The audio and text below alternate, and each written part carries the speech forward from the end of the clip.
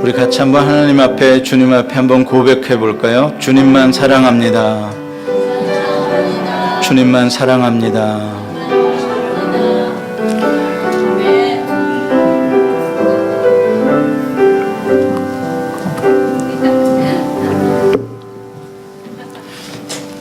네, 오늘 말씀의 제목은 환난으로 말미암아입니다.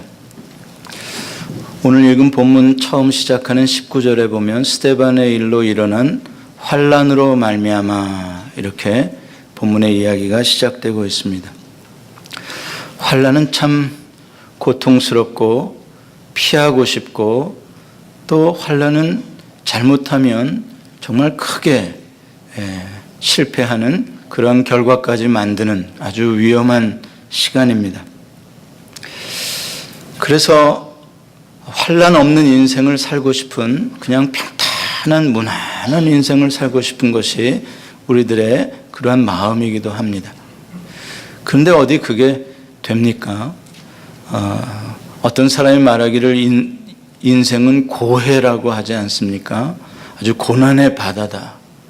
잔잔한 것 같지만 언제 어떻게 풍랑이 몰아쳐올지 모르는 그것이 인생이다.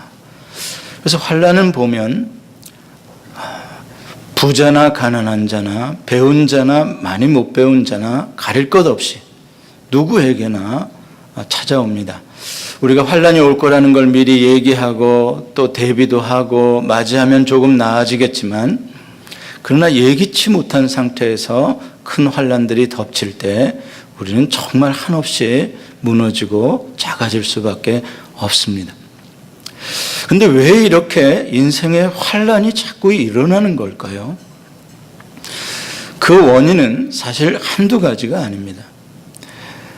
제일 첫 번째로 보면 자기 잘못으로 오는 환난이 많이 있겠죠. 내가 잘못했기 때문에, 내가 잘못 살았기 때문에.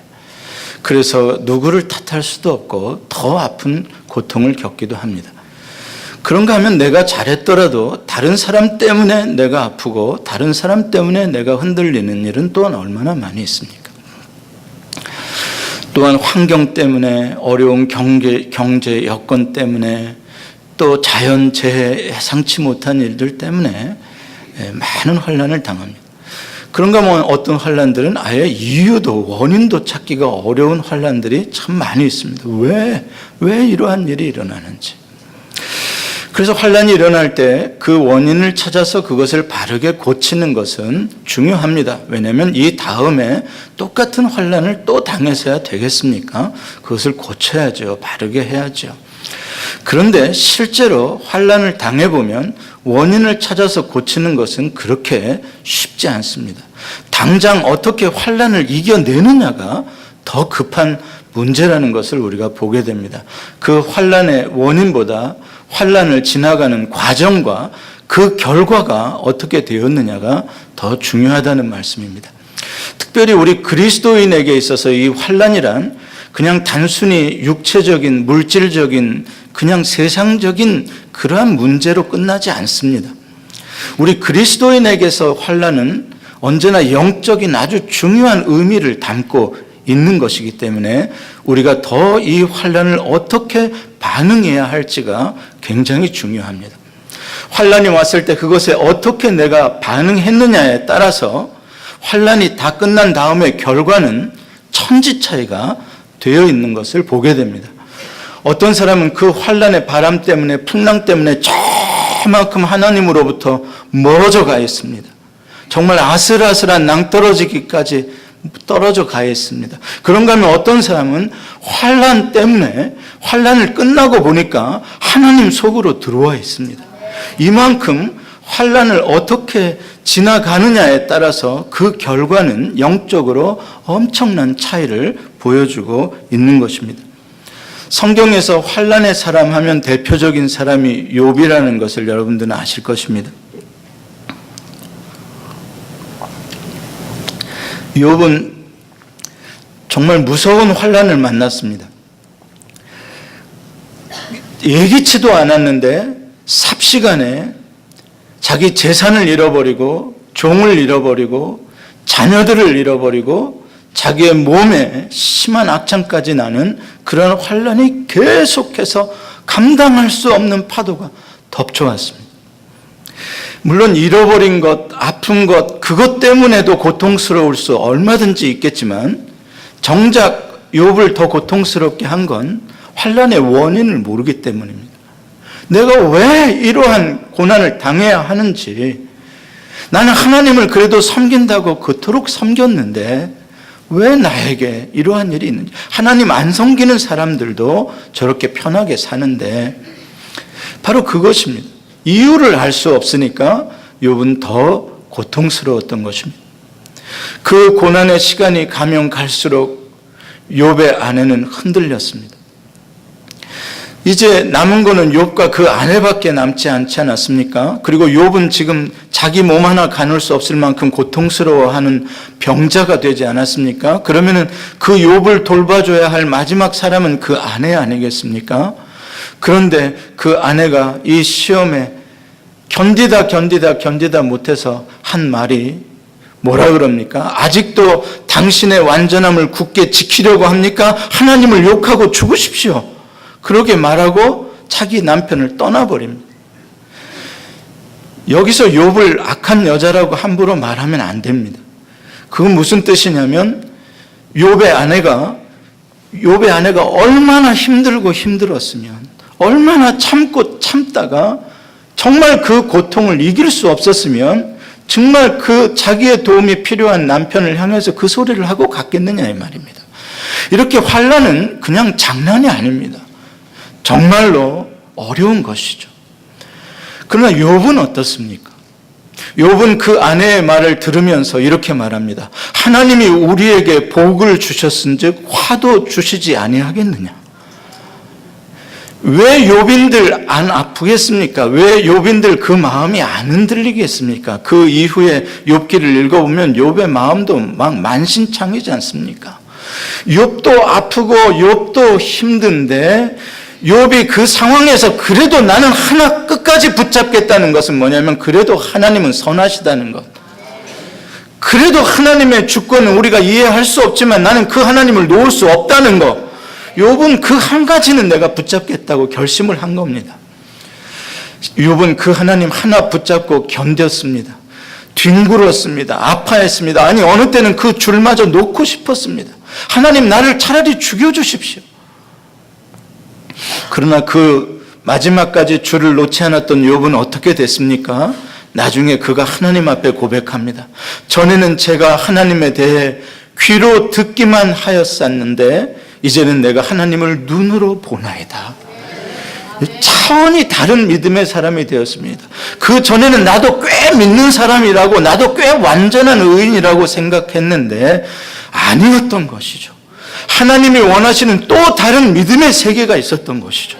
영적인 세계, 하나님을 눈으로 보고 하나님을 만나는 세계가 있었던 것이죠. 환난은 비록 고통스러웠지만 그러나 그 환난의 결과에 어떠한 선물이 욥에게 주어졌냐면 욥이 상상하지도 못하던 영적 세계의 믿음의 복을 받게 된 것입니다. 오늘 읽은 성경은 예루살렘 교회로부터 시작이 됩니다. 예루살렘 교회는 성령의 신비롭고 놀라운 강림의 역사로부터 시작된 교회입니다. 얼마나 파워풀하게 성령이 임했는지 우리가 지난번에 성령 강림 주일 때 말씀을 읽었습니다. 성령의 역사는 정말 뜨겁고 불같았고 바람 같았고 사람들을 막 변화시키고 뒤집었습니다. 설교를 하니까 3,000명씩 가슴을 치고 회개하고 막 돌아왔습니다. 예루살렘 교회가 날마다 부흥했습니다. 성령의 역사였습니다. 여러분, 그런데 가만히 성경을 보십시다. 성령이 역사하니까, 성령이 강하니까 그냥 모든 게 다 이기고 다 순탄하게 다 됩니까? 꼭 그렇지만은 않습니다. 이상하게도 성령이 역사하는 곳에는 또한 마귀의 역사도 강합니다. 그런데 사실 그 내막을 알고 보면 이상할 거 하나 없습니다. 당연한 일입니다. 성령이 역사하고 마귀의 사람들을 해방시키는데 마귀가 가만히 있을 리가 없지요. 마귀는 하나님의 나라를 대적하고 끝까지 자기의 노예로 사람들을 붙들어 두기 위해서 발악을 하는 것입니다. 그래서 마귀가 초대교회 안에 가진 갈등도 줍니다. 의심도 줍니다. 아나니아와 삽비라 같은 그 신실에 보였던 사람들이 갑자기 막 거기서 죽임을 당하기도 합니다. 얼마나 무서운 일들이 일어납니까? 그런가 하면은 제사장들과 또 다른 이 공적인 기관들에서 이제 탄압하기 시작하지 않습니까? 거세게 탄압합니다. 막 잡아가두고 때리고, 그 가운데 스데반이 돌에 맞아 죽는 사건이 일어나는 것입니다. 이 스데반이 돌에 맞아 죽는 사건을 계기로 이 환란의 바람이 더 거대하게 커지게 된 것입니다. 이젠 아예 대놓고 막 사람 죽이고 잡아가는 건 일도 아니었습니다. 자, 그러니까 이제 예루살렘 교회에 이제 이 어려움 가운데 이제 문제가 생기기 시작합니다. 그동안 하나님을 찬송하고 잘 주를 믿던 성도들이 하나 둘씩 보따리를 싸더니 예루살렘 교회를 떠나가기 시작합니다. 오늘 본문 19절에 보면 그 환란으로 말미암아 흩어졌다고 말합니다. 많은 성도들이 다른 지역으로 흩어지기 시작했습니다. 자, 그것만 보면 마귀가 이긴 것 같습니다. 교회를 흔들었잖아요. 그 함께 세웠던 공동체가 흩어지고 있잖아요. 야, 이긴 것 같습니다. 여러분, 그러나 그 다음을 읽어야 합니다. 이 흩어진 사람들이 정말 흩어져서 주 예수를 믿지 않는 믿음을, 신앙을 잃어버린 사람들이 되었다면 마귀가 이긴 것이죠. 그런데 성경을 그 다음을 읽어보면 그들은 흩어졌다고 해도 믿음을 잃어버린 것이 아니었습니다. 오히려 몸은 흩어졌는지 모르지만 가는 곳마다 주 예수를 붙잡고 예수의 말씀을 증언하는 사람들이 되기 시작한 것이죠. 이게 어떻게 된 일입니까? 이건 아마 마귀가 상상하지도 못한 일이었을 것입니다. 그런데 흩어진 자들이 가는 곳마다 주님을 붙잡고 주의 복음을 증거하게 된 것입니다. 빌립 집사는 성경을 읽어보면 사마리아 성에 가가지고 복음을 전합니다. 사마리아 땅은 정말 유대인들, 진정한 유대인이라면 가고 싶지도 않고 밟고 싶지도 않은 땅 아닙니까? 사마리아 땅. 이방인들보다 더 추하게 여겼던 사람들이 사마리아인들 아닙니까? 그런데 환란의 그 바람이 일고 난 다음에 빌립이 사마리아 성으로 가서 그 사마리아 사람들을 사랑하고 거기에다가 주 예수의 복음을 전하니까 사마리아 사람들이 예수를 믿는 것입니다. 주 예수 앞으로 많이 돌아오고 그 성에 복음으로 말미암아 기쁨이 충만하게 된 것입니다. 또 성령이 이 빌립을 인도해 가는데 이디오피아 내시를 만나게 됩니다. 예루살렘 방문했다가 떠나가는 길에 있는 그러한 내시였습니다. 그런데 그 내시는 보통 내시가 아니라 여왕의 모든 국고를 담당하고 있는 재무 담당의 아주 큰 권세를 가진 내시였습니다. 그 내시를 만나서 하나님의 말씀을 풀어서 예수가 그리스도 하나님의 아들이신 것을 증거했더니 그 내시가 아멘하고 그 복음을 믿는 것입니다. 할렐루야. 그러더니 나에게 예수의 이름으로 세례를 주십시오 하고서는 빌립에게 이 내시가 세례를 받습니다. 자, 이 내시가 에티오피아로 돌아가서 뭐 했겠습니까? 주 예수의 복음을 전하는 사람이 되지 않았겠습니까? 환란으로 말미암아 복음이 에티오피아까지 흘러가고 있는 역사를 보게 됩니다. 자, 환란으로 말미암아 또 어떤 역사가 일어납니까? 환란의 바람이 다메섹까지 갑니다. 그 환란의 바람에 선봉에 서서 교회를 핍박하던 사람은 사울이라는, 나중에 사도 바울이 되는 사울입니다. 그 사울이 주 예수 부활하신 주님을 그 다메섹 도상에서 만나고 꼬꾸라지는 역사가 일어나고 회심의 역사가 일어납니다. 무엇 때문에요? 환란 때문에 나타나는 역사들입니다. 이 사울을 통해서 수많은 영혼들이 주 앞으로 돌아올 걸 상상한다면 마귀가 이겼다고요? 정말 웃길 일이죠. 말도 아닌 일이죠. 베드로는 이 환란 이후에 태도가 달라집니다. 루다를 향하여 가고 욥바를 향하여 가고 가이사야를 향하여 가고 베드로는 이방인들을 향하여 베드로도 나가기 시작합니다. 오늘 읽은 성경의 본문을 보면 여기에 지금 흩어져서 복음을 증거하는 사람들은 집사도 아니고 사도도 아닙니다. 그냥 성도들입니다. 아니 어쩌면 좀 연약해서 흩어진 자들인지도 모릅니다. 그럼에도 불구하고 그들이 가는 곳마다 지금 주님의 말씀을 증거하고 있다는 사실입니다. 가는 곳마다 베니게에 가서도 교회를 세우고 구브로에 가서도 교회를 세우고 오늘 읽은 본문에 보면은 안디옥에 가서 그들이 처음으로 헬라인들에게도 복음을 증거하기 시작했다고 말합니다. 놀라운 일 아닙니까? 복음의 바운다리가 예루살렘 유대인에게 머물렀던 것이 이제는 드디어 헬라인에게 그 바운다리가 깨지고 넘어가고 있는 사건이 환란으로 말미암아 일어나고 있는 현장을 우리가 읽고 있는 것입니다.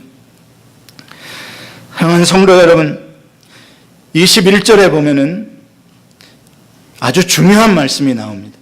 21절에 보면은 이렇게 주님의 말씀이 나옵니다. 주의 손이 그들과 함께 하심에 수많은 사람들이 믿고 주께 돌아오더라. 주의 손이 그들과 함께 하심에, 잘 보십시오.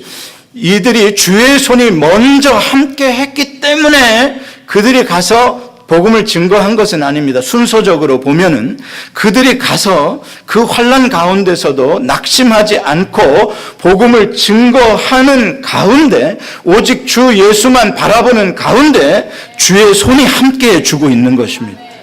그렇습니다. 우리가 환난이 왔다고 하더라도 오직 주님만을 바라보려고 하고 정말 믿음의 사람으로 복음을 살아내려고 몸부림치고 있다면 주의 손이 함께해 주시는 것입니다. 주의 손이 도와주시면 놀라운 역사들이 일어나게 된다는 말씀인 것입니다. 정말 이 연약하지만 그러나 흩어진 이 성도들의 모습을 보면 정말 우리가 배워야 할 점이 참 많이 있습니다.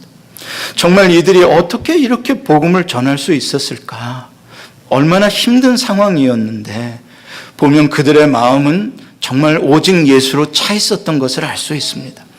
예수가 있었기에 그 마음에 나는 죽고 예수로 사는 십자가의 복음이 있었기에 그 예수로 이 복음을 부끄러워하지 아니하고 이 복음에는 하나님의 능력이 있어서 사람을 살리는 능력이 있기 때문에 이들이 전할 수 있었던 것이죠.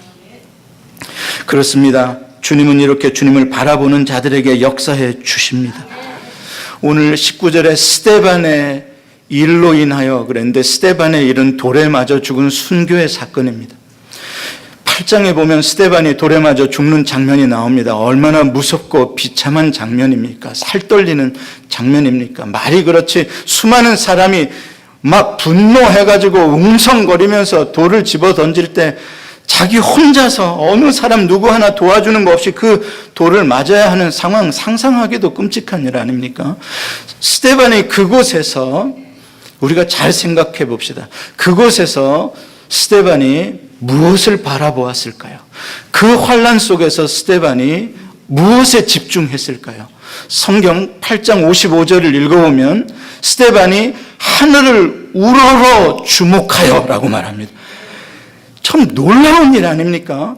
내 앞에 지금 새까맣게 씩씩거리고 돌을 들고 막 분노하고 하는 사람들이 지금 막 돌이 날아오는 상황인데 그 사람들을 바라보지 않고 하늘을 우러러 하늘을 주목하고 있다는 것입니다. 자, 그랬더니 뭐가 보입니까? 하나님의 영광이 보이고 예수 그리스도께서 주 예수 그리스도께서 그 옆에 서신 것이 보였다고 말합니다. 그러니까 스데반이 어떻게 변합니까? 그 주님을 바라보니까 돌을 맞았다고 아프다고 억울하다고 억걱대지 않았습니다. 스데반은 이 말을 하고 죽습니다. 이 죄를 그들에게 돌리지 마옵소서. 자기에게 돌을 던지는 자들의 그 죄를 그들에게 돌리지 마옵소서. 세상에 어떤 인간이 자기에게 돌 던져 죽여서 죽는 순간에 이런 말을 하고 죽을 수 있겠어요? 이거 완전히 예수님 아닙니까? 예수님도 자기 창을 찌르는 자들이 무지해서 그러니까 용서해 달라고 기소한 완전히 예수님 아닙니까? 어떻게 스데반이 이렇게 됐습니까? 어떻게 예수처럼 됐습니까? 스데반 안에 예수가 살고 있기 때문에 그런 것입니다. 스데반이 예수님을 보았기 때문에 그런 것입니다. 여러분, 환난 가운데 스데반은 죽었습니다. 거기서 하나님이 기적적으로 스데반을 살려주셨으면 또 다른 이야기 같습니다. 아니요, 돌에 맞아 죽었습니다. 그러면 환난 때문에 그 결과로 스데반은 죽고 비참하게 그 인생은 끝난 것입니까? 절대 아니지요. 이미 주 예수를 바라보는 순간 스데반은 환난을 이긴 것입니다. 모든 사람을 다 이긴 것입니다. 스데반은 비참하게 죽은 사람이 아니라 이미 승리하고 영적인 놀라운 주 예수의 품에 안겨서 잠들었다고 성경은 말합니다. 죽은 게 아닙니다. 잠들었습니다. 주님이 그 스데반의 영혼을 안아주셨습니다. 이렇게 주를 바라보는 자들은 결코 이 세상의 환난이 이길 수가 없습니다. 주님의 손이 도와주시기 때문입니다. 로마서 8장 31절은 말씀합니다. 만일 하나님이 우리를 위하시면, 만일 하나님이 나를 위하시면 누가 우리를 대적하려? 하나님이 나를 붙잡고 계시는데, 도와주시는데 마귀가 대적한들 지겠느냐?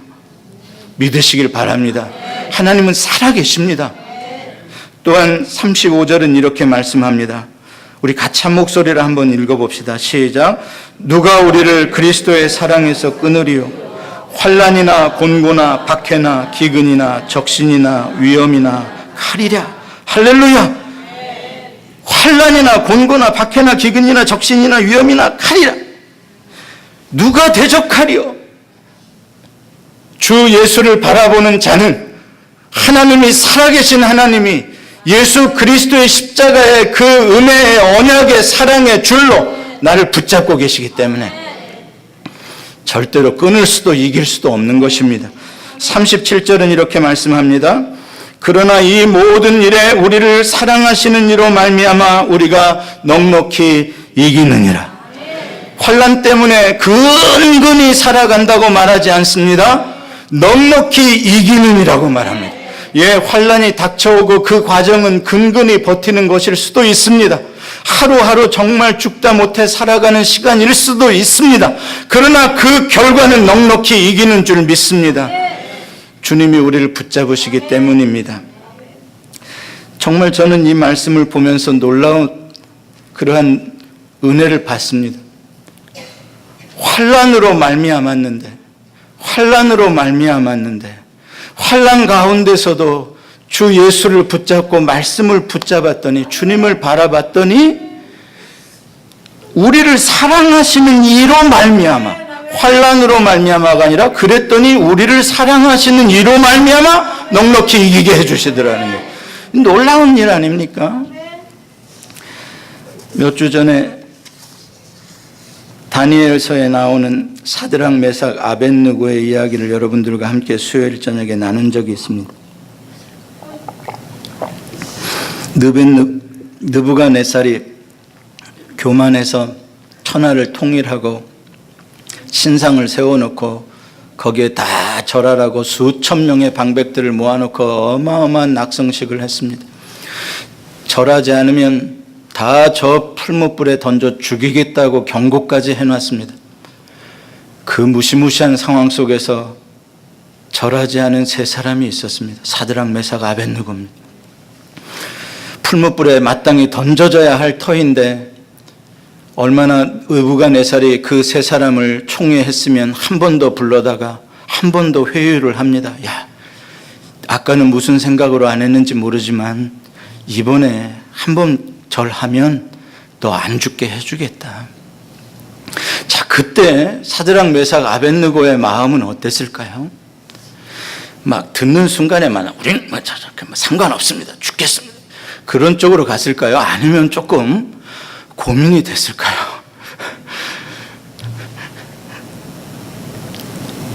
그런데도 그런 회유, 유혹 있었어도 사드락과 메삭과 아벳느고는 살아계신 하나님을 바라봅니다. 하나님은, 우리가 믿는 여호와 하나님은 살아계십니다.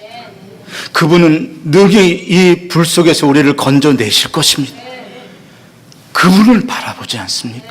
그 결과가 어떻게 됩니까? 그 무시무시한 환난인데 주님을 붙잡고 죽을 각오를 하고 그 믿음의 고백을 하고 바라봤더니 그 결과는 느부갓네살은 물론이요, 거기에 있는 모든 사람들이 여호와 하나님의 살아계심을 보고 영광을 돌리게 된 거죠.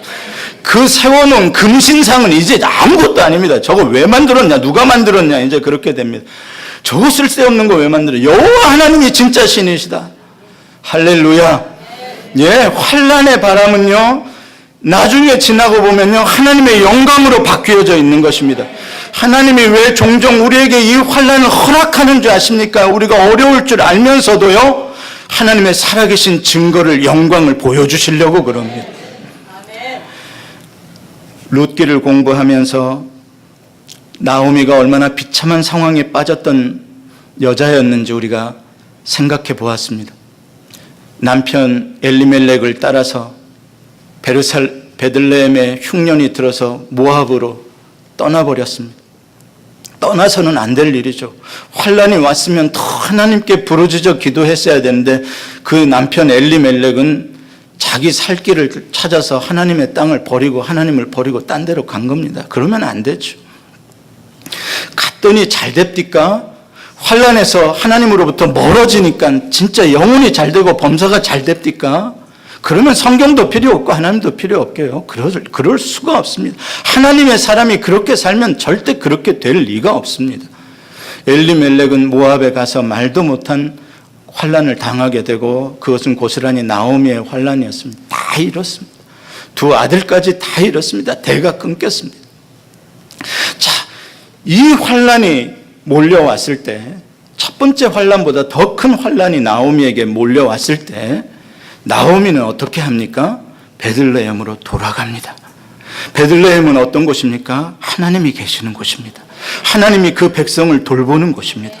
하나님의 은혜를 바라보기 시작한 것입니다. 왜 첫 번째 우리가 모압에 와서 그 환란에서 실패했는지 그 교훈을 나오미는 얻었던 것입니다. 이제 또 환란이 와서 내가 더 모압이 아닌 내가 다른 암몬으로, 내가 다른 애굽으로 안 가겠다. 나 하나님께로 가겠다. 하나님의 은혜 앞으로 왔더니 하나님이 어떻게 해주십니까? 빈손으로 온 나오미를 위해서 여호와 하나님은 다 예비해 놓으셨습니다. 놀랍도록 예비해 놓으셨습니다. 채워주셨습니다. 물질만 채워주신 것이 아닙니다. 마음만 위로해 주신 상태로 성경은 끝나지 않습니다. 성경은 언제나 환난 다음에 영적인 놀라운 영광을 말씀한다고 하지 않습니까? 나오미를 통하여 하나님의 나라, 그 나라를 세워갈 다윗 왕의 왕조가 시작이 된다는 사실입니다. 자기 홀몸도 가누기 힘들었던 환난 가운데 있던 여인이 오히려 이스라엘을 살려내는 데 쓰임받고 있다는 사실입니다. 오늘 본문의 이야기는 어떻게 끝납니까? 오늘 본문의 이야기는 어떻게 시작하고 어떻게 끝납니까? 19절에 시작하고 30절에 끝나는데 19절에 보면 환난으로 말미암아 흩어짐으로 시작이 됩니다. 뭔가 예루살렘 교회가 지금 몹시 흔들리고 심각한 문제가 생기고 지금 뭔가 회오리 바람이 부는 것 같습니다. 19절의 상황입니다. 그 앞장들의 상황들입니다. 자, 그런데 30절 끝절에 가보면, 30절 그 앞에 안디옥 교회의 이야기에 가보면 과연 이것이 어떻게 이 환난의 바람이 지나가고 있는지 보십시오. 안디옥에 교회가 세워졌는데 그 교회 성도들이 얼마나 주 예수님을 잘 믿는지 세상 사람들이 그들을 보고 예수의 사람들이다 그러면서 그리스도인 크리스찬이라는 이름을 붙여준 데가 안디옥입니다. 정말 아름다운 교회가 세워진 것입니다. 세워진 정도가 아니라 큰 흉년이 들어서 정말 유다와 예루살렘 교회의 형제들이 어렵게 되었을 때 이 안디옥 교회에 있는 성도들이 힘을 다하여 그 예루살렘 교회 성도들을 위하여 부조금을 모읍니다. 놀랍지 않습니까? 흉년이 꼭 거기 유대 예루살렘만 흉년이 오고 안디옥은 풍년이 들어서 그렇겠습니까? 다 피차 살기 쉽지 않은 상황이었을 테지만 그럼에도 불구하고 안디옥 교회 성도들의 주 예수의 마음으로 사랑으로 오히려 우리보다 형편이 더 어려울 예루살렘 교회에 먼저 믿었던 그 분들에게 사랑의 헌금을 보내주고 있는 것입니다. 할렐루야. 여러분 보십시오. 환난의 바람이 막 그 어두운 바람이 예루살렘에서 휘몰아쳐서 삽시간에 교회를 무너뜨릴 것 같고 그랬는데 그 바람이 흐르고 흘러서 안디옥에 가더니 안디옥에서 새 바람으로 바뀝니다. 예수의 바람으로 바뀝니다. 사랑의 바람으로 바뀝니다. 그래서 그 바람이 거꾸로 예루살렘을 향해서 올라가지 않습니까? 이게 하나님의 역사인 줄 믿습니다. 말씀을 맺습니다. 마귀는 환난으로 교회를 흩으려 했으나 주님은 오히려 그것으로 말미암아 주의 복음이 사마리아와 땅 끝까지 이루도록 역사하셨습니다. 이것이 주님의 뜻입니다. 주님의 뜻은 그 누구도 막을 수도 없습니다. 우리가 다 이해할 수도 없지만 주님이 성령이 이끌어 가시는 것입니다. 환난은 물론 피하고 싶은 고통입니다. 그러나 어떠한 이유로든지 내 안에 풍랑이 일어나고 사업의 삶의 풍랑이 일어나는 일을 만났다고 한다면 우리가 해야 할 일은 오직 하나입니다. 저 풍랑 치워주세요. 저 사람 치워주세요가 아닙니다. 그런다고 환난은 해결되는 일 아닙니다. 주님이 이 환난을 통해서 우리에게 원하시는 한 가지는 이 환난 가운데 주님을 바라보라는 것입니다. 이 환난 가운데 마귀가 네 마음을 흔들려고 하지 않습니까? 환난이 오면은 사업이 잘 안 되고 자녀가 잘 안 되고 몸이 아프고 누가 내 마음을 봐도하고 그러면 우리 마음이 얼마나 흔들립니까? 그러면 정말 예수가 보입니까? 잘 안 보입니다. 아니 제가 그런 사람입니다. 잘 안 보입니다. 힘듭니다. 주를 위해서 새벽마다 기도하고 말씀 붙잡고 살려고 하는 저도 제 마음속에 일어나는 그 많은 것들을 잘 안 보이더라고요. 환난이란 그런 것입니다. 그만큼 주 예수를 바라봐야만 살 수 있는데 주 예수를 바라본다는 게 그렇게 만만한 게 아닙니다. 쉬운 일이 아닙니다. 정말 내가 온전히 죽었다라고 하는 순간에 우리는 주 예수를 보게 되는 것입니다. 우리 인간은 너무나 간사해서요. 내가 요만큼만 살아있어도 내가 요만큼만 힘이 있어도 내가 그것 의지하기 시작합니다. 그것 바라보기 시작합니다. 이 사람 바라보기 시작합니다. 이 사람이 환난에서 건져줄까? 내 이 계획으로 내 이 생각으로 환난에서 벗어나 끝없이 내 마음은 다른 것들을 바라봅니다. 그러나 나는 할 수 없구나. 나는 죽었구나. 환난 가운데서 그 고백이 나오면 주님을 보게 됩니다. 왜? 주님밖에 없으니까요. 살려주실 분은 주님밖에 없으니까요. 그 단계까지 간다면 어렵지만 그것도 큰 은혜입니다. 그 단계까지 가서도 주를 보지 못하는 사람들이 있잖아요. 그러나 정말 복음이 뭡니까? 주님이 주신 복음은 너는 죽었다는 거 아닙니까? 내가 죽어야 하는 존재가 되어져 가는 것이 아니라 너는 이미 내가 십자가에 못 박히는 순간 너는 이미 죽었고 새 사람으로 태어났는데 그 새 사람 속에 들어있는 진짜 너는 너가 아니라 주 예수 그리스도라고 말하지 않습니까? 내가 십자가에 못 박혀 죽었으니 그런즉 이제는 내가 산 것이 아니오 내 안에 그리스도께서 사신 것이라고 하지 않습니까? 사랑하는 성도 여러분, 주님을 바라보십시다. 쉽지 않은 일이라도 목숨을 걸고 이를 악물고 쓰러지고 또 쓰러져도 그래도 죽으면 죽으리라. 이 불에 타면 타리라. 돌에 맞으면 맞으리라. 그래도 주 예수님만을 바라보기를 원합니다. 그리고 여러분의 그 다음에는 더 높은 영적인 차원, 주님을 품고 주님과 함께 살아가는 차원에 올라가시기를 바랍니다. 끝으로 고린도후서 4장 7절 말씀을 같이 봉독하겠습니다. 시작. 우리가 이 보배를 질그릇에 가졌으니 이는 심히 큰 능력은 하나님께 있고 우리에게 있지 아니함을 알게 하려 함이라. 아멘. 기도하십시다. 주님, 우리가 이미 죽었어야 했습니다. 그런데 내가 죽지 않고 내가 가진 것들 붙잡고 그것들로 살아보려고 했습니다. 용서하여 주옵소서. 하나님 아버지, 크고 작은 환난이 우리를 흔듭니다. 마음을 사로잡아 갑니다. 주여 긍휼히 여겨 주시옵시고 오늘의 우리에게 주신 이 말씀 붙잡게 하시고 주를 바라보게 하시고 주의 손의 도우심을 체험하게 하여 주옵소서. 그래서 지금은 환난이지만 결과는 주의 영광이 나타나게 하시고 모두 다 주 안에서 주 생명으로 살아가는 놀라운 체험들이 일어나게 하여 주옵소서. 특별히 시험 가운데 고난 가운데 주님 붙잡고 씨름하는 성도들을 도와주셔서 아버지 주님으로부터 멀어지지 말게 하시고 주님 안으로 더 깊이 들어오는 욥과 같은 성도들 삼아 주옵소서. 예수님의 이름으로 기도합니다. 아멘.